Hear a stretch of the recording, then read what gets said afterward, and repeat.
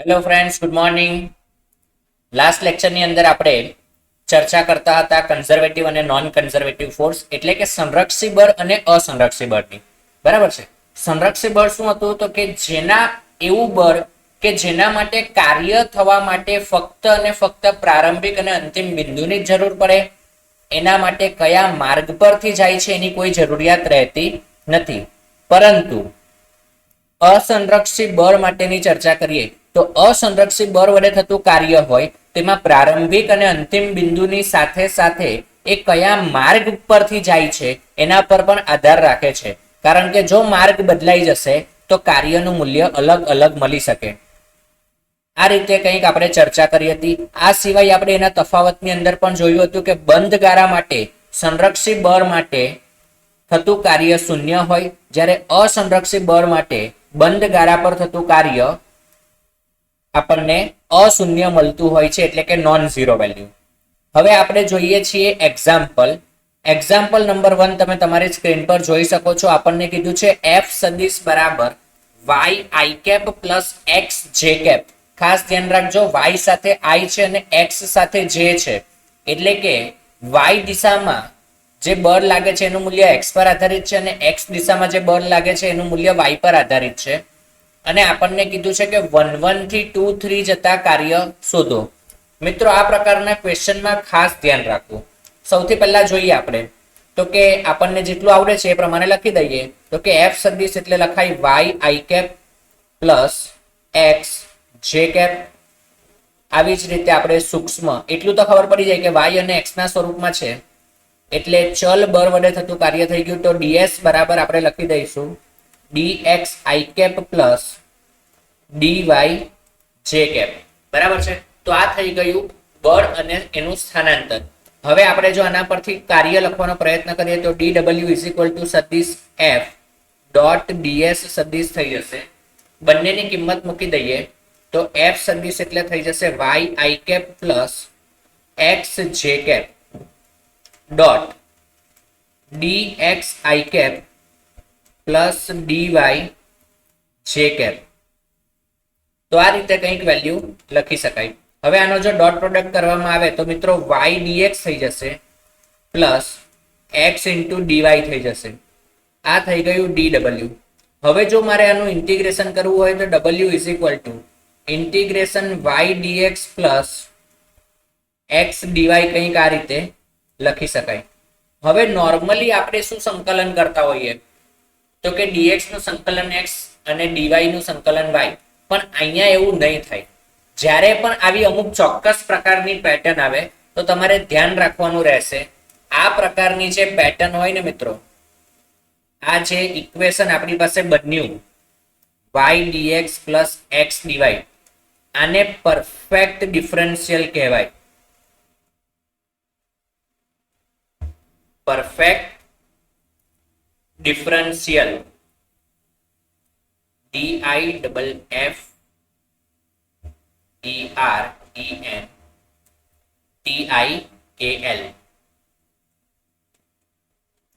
Perfect differential. તો આ પ્રકારના ક્વેશ્ચનને આપણે પરફેક્ટ ડિફરન્શિયલ ફોર્મેટ નામ આપી દઈએ. Perfect differential format. આનો અર્થ શું થાય તો કે ખરેખર આ આખું જે છે એ અલગ અલગ પદ નથી, પણ આ આખું પદ કોઈ એક જ પદનું વિકલન છે. અને સરવાળા વાળું પદ ક્યારે આવે? આ રીતે બે અલગ અલગ પદના સરવાળા કે બાદબાકીના સ્વરૂપમાં પદ ક્યારે આવી શકે? તો કે જ્યારે ગુણાકારની રીતથી વિકલન કરવામાં આવે ને ત્યારે. જેમ કે હું અહીંયા તમને ચર્ચા કરું કે ભાઈ બ્રેકેટની અંદર મને એમ કહી દેવામાં આવે છે કે ડિફરન્શિએશન ઓફ એક્સ વાય, એટલે કે x અને y જો ગુણાકારમાં હોય અને એનું વિકલન કરવું છે તો આપણે જાણતા હોઈએ છીએ કે આ રીતે જો હોય તો પહેલું એમનું એમ બીજાનું વિકલન વત્તા બીજું એમનું એમ પહેલાનું વિકલન, આ રીતે કંઈક સૂત્ર લખવામાં આવતું હોય. તો તમે જોશો કે સરવાળામાં ક્રમના નિયમનું પાલન થાય તો y dx એટલે કે આ પદ છે અને x dy એ બીજું પદ છે. તો આ રીતે કંઈક લખી શકાય. આવી જ રીતે આપણે એમ પણ કહી શકીએ કે d of x square y square આવું પણ હોઈ શકે. કંઈ પણ હોઈ શકે છે. તો આમાં પણ આપણે કહી શકીએ કે પહેલું એમનું એમ બીજાનું વિકલન. તો આપણે ફરીથી લખી શકીશું પહેલું એમનું એમ એટલે એક્સ સ્ક્વેર એમનું એમ વાય સ્ક્વેર નું વિકલન કરીએ તો 2y dy પ્લસ હવે લખીએ તો વાય સ્ક્વેર એમનું એમ એક્સ સ્ક્વેર નું વિકલન તો 2y સ્ક્વેર x dx. સમજાય છે તમને? પહેલું એમનું એમ બીજાનું વિકલન વત્તા બીજું એમનું એમ પહેલાનું વિકલન. તો આમાં આપણે એક્સ સ્ક્વેર એમનું એમ રાખી દીધું, વાય સ્ક્વેર નું વિકલન કર્યું. વાય સ્ક્વેર નું વિકલન કરીએ તો ઘાત આગળ ઘાતમાંથી એક ઓછું, તો ઘાત આગળ આવી ગઈ, ઘાતમાંથી એક ઓછું, બે માંથી એક ઓછું કરીએ તો એક ઘાત આવે અહીંયા y ની અને બાજુમાં પદ આવશે dy. એવી જ રીતે હવે વાય સ્ક્વેર એમના એમ એક્સ સ્ક્વેર નું વિકલન કરીએ તો 2x dx થાય. ઘાત આગળ ઘાતમાંથી એક ઓછું અને બાજુમાં dx. આ રીતે આપણને અલગ અલગ ઘણા બધા પદ જોવા મળી શકે છે. એવું જરૂરી નથી કે બંનેની ઘાત સરખી જ હોય. જેમ કે તમે અત્યારે દેખાય છે કે મેં બંનેની x ની 1 ને y ની 1, x ની 2 y ની 2 લઈ લીધું છે. x સ્ક્વેર y આવું પદ પણ હોઈ શકે છે, અથવા તો xy² આવું પદ પણ હોઈ શકે, x³ y³ હોઈ શકે, કંઈ પણ પદ હોઈ શકે છે.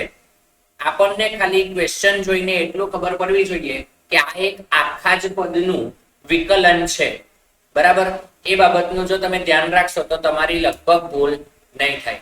આને પરફેક્ટ ડિફરન્શિયલ ફોર્મેટ કહેવાય, જેના વિશે મેં ઓલરેડી અગાઉ ચર્ચા કરી લીધી. તો આ આખાનું સંકલન શું થઈ જશે? તો કે xy થઈ જશે. આ શું છે એની વાત કરી. બરાબર? લિમિટ મારે મૂકવાની છે 1 1 થી લઈને 2 3 સુધી. તો અહીંયા આપણે આખી લિમિટ એક સાથે મૂકવી પડશે 1,1 થી 2,3 સુધી. અને અહીંયાથી જો હવે આપણે સંકલન કરવાનો પ્રયત્ન કરીએ તો w is equal two integration 1,1 થી 2,3 અને જે પદ લખવાનું છે y dx plus x dy નું, એને આપણે ડાયરેક્ટલી લખીશું ડેરિવેટિવ ઓફ xy. હવે તમે અહીંયાથી જોઈ શકશો કે d એટલે વિકલન બતાવે છે અને આ સંકલન બતાવે છે. હવે વિકલન અને સંકલનને એકબીજા સાથે એટલી ખતરનાક દુશ્મની હોય ને કે બંને એકબીજાને કેન્સલ કરી નાખે. બરાબર? તો w બરાબર વિકલન અને સંકલન બંને ઉડી ગયા અને આપણી પાસે અહીંયા પદ આવી જશે ખાલી અને ખાલી xy. કારણ કે xy નું વિકલન કરો ને પછી એનું સંકલન કરો તો જવાબ સીધી વાત છે કે એનો એ જ આવે. બરાબર છે ને? તો અહીંયા લિમિટ આવી જશે 1,1 અને અપર લિમિટ આવી જશે 2,3. હવે આપણે કિંમત મૂકી દઈએ તો x ની જગ્યાએ 2 મૂકીએ, y ની જગ્યાએ 3 મૂકીએ. x ની જગ્યાએ 2 અને y ની જગ્યાએ 3, તો 3 દુ 6 થઈ જશે. માઇનસ લોઅર લિમિટ મૂકીએ તો x ની જગ્યાએ 1 અને y ની જગ્યાએ પણ 1, એટલે અહીંયા પણ આવશે 1. તો ફાઇનલી આપણો આન્સર અહીંયા આવી જશે work w is equal two 6 - 1 એટલે કે 5 જૂલ. બોલો, ક્વેશ્ચન એકદમ ઈઝી છે. ખાલી સમજવા લાયક બાબત શું હતી? તો કે પરફેક્ટ ડિફરન્શિયલ છે એવું આપણને ખબર પડવી જોઈએ. બોલો, ક્લિયર થાય છે બધાને? આ પ્રકારના બીજા ક્વેશ્ચન પણ આપણે જોઈએ એટલે તમને વધારે આઈડિયા આવશે. તો ચાલો મિત્રો જોઈએ નેક્સ્ટ ક્વેશ્ચન. તો મિત્રો વધુ એક ક્વેશ્ચન તમે તમારી સ્ક્રીન પર જોઈ શકો છો. આપણને કીધું છે એક્ઝામ્પલ 2 માં કે f સદિશ બરાબર 3x² y² z² i cap plus 2x³ yz² j cap plus 2x³ y² z k cap હોય તથા 1 1 1 થી 2 3 2 સુધી જતા કાર્ય શોધવાનું છે. મિત્રો આ પણ એક પરફેક્ટ ડિફરન્શિયલ ફોર્મેટ જ છે. તો આપણે f સદિશની વેલ્યુ લખી દઈએ. f સદિશ એટલે થઈ જશે 3x² y² z² i cap plus 2x³ yz² j cap plus 2x³ y² z k cap. આ f સદિશ થઈ ગયું. હવે આપણે સ્થાનાંતર સદિશ લખી દઈએ. ds સદિશ ઇઝ ઇક્વલ ટુ, મારે તો સૂક્ષ્મ સદિશ જ લખવાનો છે, તો dx i cap plus dy j cap plus dz k cap. હવે અહીંયાથી આપણે સૂક્ષ્મ કાર્ય જો શોધીએ તો f સદિશ ડોટ ds સદિશ આવશે. અહીંયા બળની કિંમત મોટી છે એટલે હું બીજી વખત આખું પદ નહીં લખું. હવે હું ડાયરેક્ટ જ લખી દઉં છું. i ડોટ i થશે એટલે અહીંયા લખાશે 3x² y² z² dx plus 2x³ y z² dy plus 2x³ y² z dz. આ થઈ ગયું dw. હવે હું જો કુલ કાર્ય શોધવા માંગતો હોય તો w ઇઝ ઇક્વલ ટુ લખાશે ઇન્ટિગ્રેશન ઓફ 1,1,1 થી 2,3,2 એ જ છે ને? ઓકે. અને આખું પદ લખાશે 3x² y² z² dx plus 2x³ yz² dy plus 2x³ y² z dz. મિત્રો આ બધા જે પદ છે એ તમને જેમ જેમ પ્રેક્ટિસ કરશો એમ તમને આઈડિયા આવી જશે. તમને એમ થશે કે હું અત્યારે હવે લખીશ કે 1,1,1 અને 2,3,2 હું લખીશ કે આ પદ એ d of x³ y² z² આનું વિકલન છે. એટલે તમને એમ થશે કે સર કેવી રીતે ખબર પડે? તો એ તમને પ્રેક્ટિસ થી આવશે. તમે આનું વિકલન કરીને ચેક કરો મિત્રો, આ આવશે. એક એક પદનું વિકલન કરવાનું દરેક વખતે. પહેલી વખત x નું કરો, y નું કરો અને પછી z નું કરો. દરેકની વચ્ચે પ્લસ આવતું જશે. જ્યારે x નું વિકલન કરો તો y અને z એમનામ રાખવાના, y નું કરો ત્યારે x અને z એમનામ રાખવાના અને z નું કરો ત્યારે x અને y એમનામ રાખવાના. તો અહીંયા ફરીથી આપણે જેમ કીધું એમ કે આ બંનેની તો દુશ્મની હોય એટલે વિકલન સંકલન એકબીજાને કેન્સલ કરી નાખશે અને આપણી પાસે પદ આવી જશે x³ y² z² આખાની 1,1,1 થી 2,3,2. તો બધી જ કિંમતો મિત્રો અંદર મૂકી દઈશું તો આપણી પાસે આન્સર આવી જશે. Work done w is equal to upper લિમિટમાં x ની જગ્યાએ 2 મૂકીએ તો 2 નો ઘન એટલે આવશે 8. y નો વર્ગ, y ની જગ્યાએ 3 મૂકવાનો છે એટલે 3 નો વર્ગ 9 અને પછી 2 z ની જગ્યાએ 2 મૂકવાનું છે એટલે 2 નો વર્ગ એટલે 4 આવશે. તો અપર લિમિટ મુકાઈ ગઈ માઇનસ લોઅર લિમિટ 1 નો ઘન 1, 1 નો વર્ગ 1 અને 1 નો વર્ગ 1. x y z 3 ની કિંમત 1 જ છે. બોલો ક્લિયર છે? હવે આપણે ગુણાકાર કરીશું તો 8 × 9 × 4 કરીએ તો આપણી પાસે આન્સર આવી જશે 288. 288 માઇનસ 1 1 1 એટલે 1 જ આવે. એનો અર્થ એવો થઈ ગયો કે અહીંયા થયેલું કાર્ય 288 માંથી 1 એટલે કે 287 જૂલ આટલું હશે. બોલો સમજાય છે દરેકને? એકદમ ઈઝી ક્વેશ્ચન છે, લગભગ દરેકને સમજાઈ જાય. તો આ રીતે બીજા બધા પણ ઘણા બધા ક્વેશ્ચન આપણે સોલ્વ કરી શકીએ. તો ચાલો હજી એક સોલ્વ કરવાનો પ્રયત્ન કરીએ.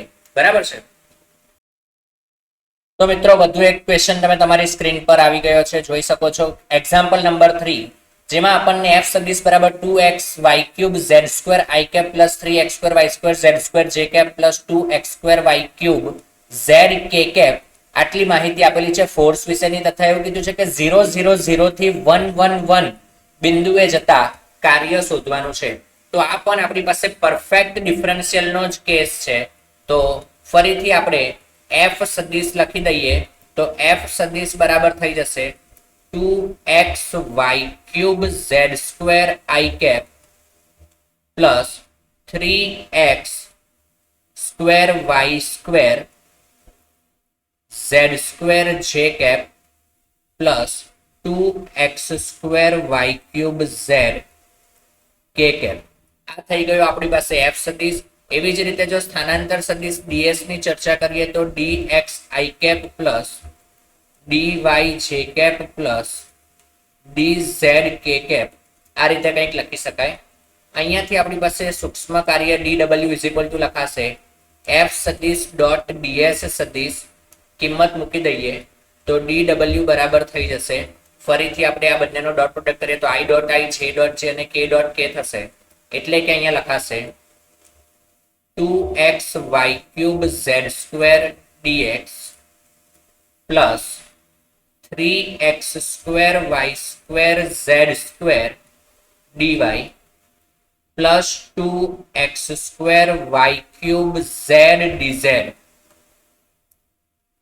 હવે જો મારે આનું સંકલન કરવું હોય તો ડાયરેક્ટલી આપણે લખી દઈશું w is equal two integration 2xy cube z square dx plus 3x square y square z square dy plus 2x square y cube z dz અને બ્રેકેટ ઓવર. લિમિટ અહીંયા મિત્રો આપણી પાસે છે 0,0,0 થી 1,1,1. આ જે વિકલન છે એ કયા પદનું છે તો એ પણ તમને જોઈને ખબર પડી જતી હોય. પ્રેક્ટિસ થી તમને એ પણ આવી જશે, જેને ન સમજાતું હોય એને. જ્યારે તમે પહેલું પદ જુઓ તો અહીંયા x નું વિકલન થયું છે એવું કહી શકાય, અહીંયા y નું થયું છે અને અહીંયા z નું થયું છે.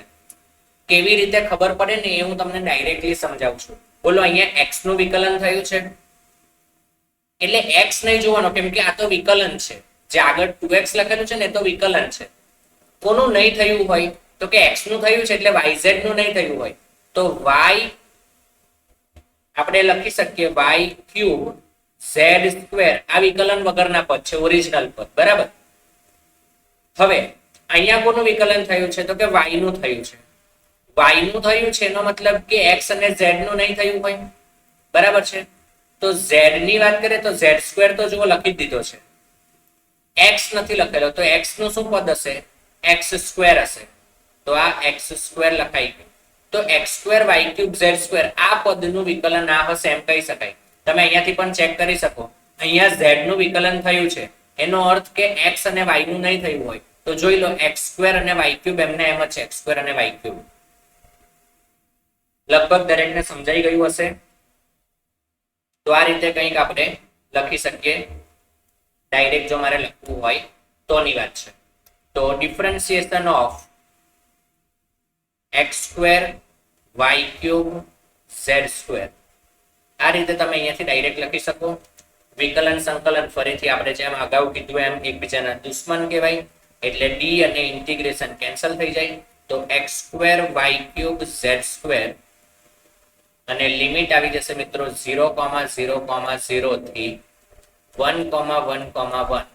બધાની જગ્યાએ 1 મૂકી દઈએ તો 1 ની ગમે તેટલી ઘાત હોય તો 1 જ આવે અને 0 મૂકીએ એટલે 0, તો 1 જૂલ આટલું કાર્ય થયું એમ આપણે કહી શકીએ. બોલો, દરેકને સમજાય છે? એકદમ ઇઝી ક્વેશ્ચન છે. આ પ્રકારના ક્વેશ્ચન પૂછે તો આપણને આવડવા જ જોઈએ. ફક્ત વિચારવા જેવી બાબતમાં શું આવશે તો કે પરફેક્ટ ડિફરન્શિયલ છે એવું આપણને ખબર પડી જવી જોઈએ. અને એ તો એમ પણ પડી જાય, x સાથે y આવવા માંડે, y સાથે x આવવા માંડે, ઊંધું ચતું બધું થવા માંડે, એક સરખા પદ ન આવે એટલે પરફેક્ટ ડિફરન્શિયલ હોવાની પૂરેપૂરી સંભાવના છે, બરાબર છે. એટલે સૌથી પહેલા એ ચેક કરી લેવાનું કે પરફેક્ટ ડિફરન્શિયલ નથી ને, અલગ અલગ પદ આવતા હોય ત્યારે. બોલો, ક્લિયર છે દરેકને? તો આ પ્રકારે બીજા ક્વેશ્ચન પણ સોલ્વ કરી શકાય. તો હવે મિત્રો આપણે આગળ ચર્ચા કરીએ નવા ટોપિક પર, બરાબર છે. તો ચાલો જોઈએ નવો એક ટોપિક. તો મિત્રો આપણો નવો જે ટોપિક છે એ છે work done by spring force. Spring બર વડે થતું કાર્ય. આને સમજીએ તો એના માટે આપણે, તમને યાદ હશે કે ચેપ્ટર નંબર 5 NLM ન્યૂટનના ગતિના નિયમો, ન્યૂટન્સ લોઝ ઓફ મોશન, એની અંદર આપણે ભણી ગયા ઓલરેડી કે spring force FSP is equal two -kx vector, બરાબર છે ને. આની અંદર આ k શું હતું આપણી પાસે તો કે k હતો એનો બળ અચળાંક અને ફોર્સ કોન્સ્ટન્ટ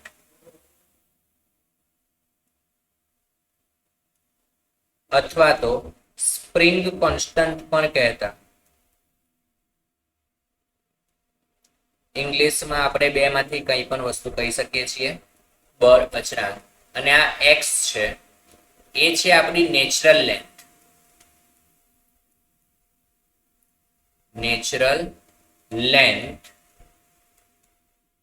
થી સ્થાનાંતર.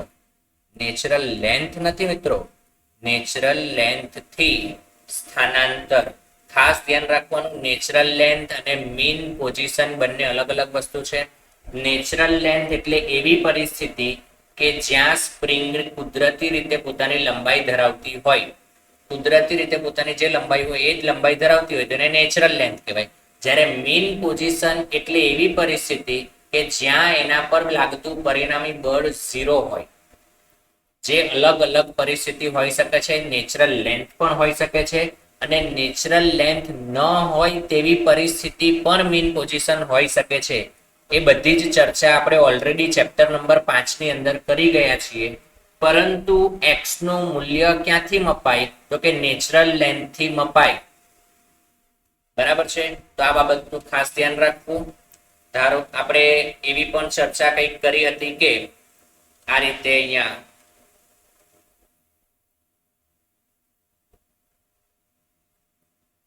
સપાટી હોય, એના ઉપર આ રીતે આમ સ્પ્રિંગ હોય અને સ્પ્રિંગ સાથે બ્લોક જોડવામાં આવેલો હોય.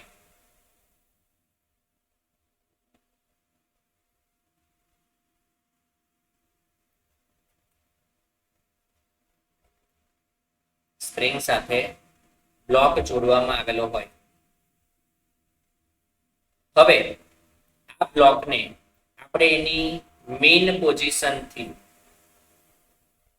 એટલે કે મેઇન પોઝિશન અથવા તો નેચરલ લેન્થ, તમારે જે કંઈ કહેવું હોય એ કહી શકાશે, કારણ કે અહીંયા મેઇન પોઝિશન અને નેચરલ લેન્થ બંને એકની એક જ વસ્તુ છે. તો આ એની મેઇન પોઝિશનથી આપણે એને સ્થાનાંતરિત કરાવીશું.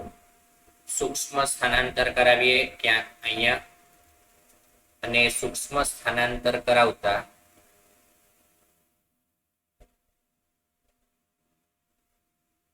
બ્લોક ક્યાંક આટલું અંતર કાપે છે અને એ અંતર છે dx. બરાબર છે? આ એની નેચરલ લેન્થ છે. અહીંયાથી એને જમણી તરફ સ્થાનાંતર કરાવવામાં આવે છે dx જેટલું. હવે સીધી વાત છે કે જો આપણે સ્પ્રિંગને ખેંચીને જમણી તરફ ગતિ કરાવીશું એટલે સ્પ્રિંગ ફોર્સ લાગશે ડાબી તરફ. એવી જ રીતે ધારો કે હું સ્પ્રિંગને અંદર તરફ દબાવવાનો પ્રયત્ન કરું, કોમ્પ્રેસ કરવાનો પ્રયત્ન કરું, એટલે કે અંદર તરફ સ્થાનાંતર કરાવું તો સ્પ્રિંગ ફોર્સ બહાર લાગશે. તો અહીંયાથી આપણને એક વસ્તુ તો ખાસ ખબર પડી કે સ્પ્રિંગ વડે થતા કાર્ય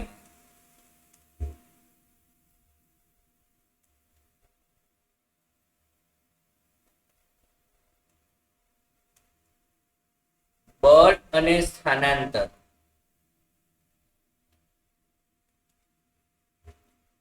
પરસ્પર વિરુદ્ધ હોય છે.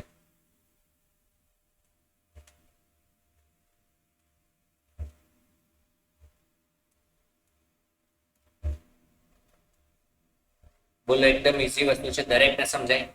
તો આ રીતે કંઈક થઈ ગયું. આ સિવાય તમને યાદ હોય તો આપણે અગાઉ એવી ચર્ચા પણ કરી હતી કે સ્પ્રિંગ ફોર્સ એ વેરિયેબલ ફોર્સ છે, કારણ કે x પર આધારિત છે. જો સમીકરણની અંદર f બરાબર જ kx આવે છે, x બદલાય એમ f બદલાય. બરાબર? તો સ્પ્રિંગ ફોર્સ એ વેરિયેબલ ફોર્સ છે, ચલ બળ કહી શકાય. વેરિયેબલ ફોર્સ એટલે ચલ બળ. તો બોલો, ચલ બળ વડે થતું કાર્ય અત્યાર સુધી આપણે ભણતા હતા, તો એવી જ રીતે આપણે અહીંયા પણ શોધવાનું છે. બરાબર છે? તો કેવી રીતે કરી શકાશે? તો આપણે એમ કહી શકીએ કે ભાઈ FSP spring force is equal to minus kx i caret. કારણ કે ઋણ x દિશામાં છે, તમે આકૃતિમાં જોવો અહીંયા સ્પ્રિંગ ફોર્સ ઋણ x દિશામાં છે એટલે માઇનસ kx i કેપ, અને સ્થાનાંતરની વાત કરીએ તો સૂક્ષ્મ સ્થાનાંતર ds સદિશ બરાબર, બોલો સ્થાનાંતર dx એટલું થાય છે ફક્ત ધન i દિશામાં, એટલે કંઈક આ રીતે લખી શકાય. હવે મારે ખાલી આ બંનેનો ડોટ પ્રોડક્ટ કરી દેવાનો થાય. એટલે અહીંયાથી આપણે જો જોઈએ તો સૂક્ષ્મ કાર્ય dw is equal to fsp સદિશ ડોટ ds સદિશ. બોલો ક્લિયર છે દરેકને? હવે આપણે બંનેની કિંમતો મૂકી દઈએ તો dw બરાબર થઈ જશે -kx into dx. i dot i એટલે 1 થઈ જશે. જો હું અહીંયાથી કાર્ય શોધું તો કાર્ય w is equal to થઈ જશે ઇન્ટિગ્રેશન dw એટલે કે સંકલન, તો -k બહાર આવી જાય અને સંકલનમાં થઈ જશે x dx. હવે લિમિટ ક્યાંથી ક્યાં સુધીની? તો કે x ઇનિશિયલ થી લઈને x ફાઇનલ, જ્યાંથી શરૂ કરું ત્યાંથી અંતિમ બિંદુ સુધી એટલું બધું જ કાર્ય આપણે શોધવાનું હોય. બરાબર છે? આપણે પ્રારંભિક એમ કહીએ કે આ પોઈન્ટ થી આ પોઈન્ટ સુધી જાય તો પ્રારંભિક બિંદુ અને અપર લિમિટ અંતિમ બિંદુ. તો w is equal to -k બહાર આવી જશે અને x dx નું સંકલન થઈ જશે મિત્રો x²/2. બોલો લિમિટ મૂકીએ x ઇનિશિયલ અને x ફાઇનલ. હવે લિમિટને આપણે અંદર આપી દઈએ તો -k કૌંસમાં આવી જશે x final square divide by 2 x initial square divide by 2. તો આ રીતે કંઈક લખી શકાય. તો અહીંયાથી મિત્રો આપણને કાર્ય મળી જશે w is equal to -k x final square x initial square, initial એટલે પ્રારંભિક, ફાઇનલ એટલે અંતિમ, અને ભાગ્યા 2. તો મિત્રો આ થઈ ગયું સ્પ્રિંગ વડે થતું કાર્ય. લગભગ દરેકને સમજાઈ ગયું હશે કેવી રીતે આ કાર્ય શોધી શકાય. એકદમ ઈઝી ક્વેશ્ચન છે. x1 xi અને xf એટલે કે x ઇનિશિયલ અને x ફાઇનલ એ બંને કિંમતો ક્યાંથી છે? તો કે નેચરલ લેન્થથી. xi અને xf એ નેચરલ લેન્થથી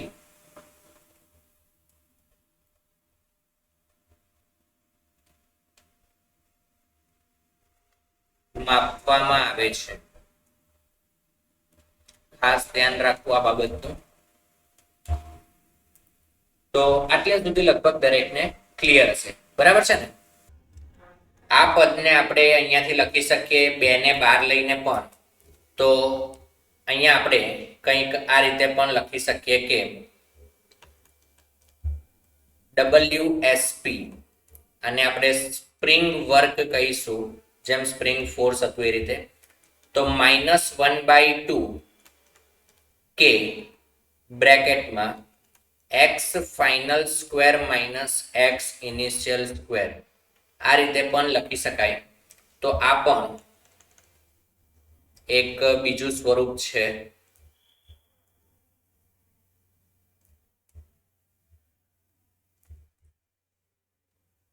સ્પ્રિંગ વડે થતા કાર્ય માટે એકદમ ઈઝી ઇક્વેશન છે, દરેકને સમજી શકાય એ રીતે. અહીંયા એક મહત્વનો મુદ્દો ખાસ ધ્યાનમાં રાખવા જેવો કે સામાન્ય રીતે આપણે શું કરતા હોઈએ છીએ? તો કે પ્રારંભિક સ્થિતિમાં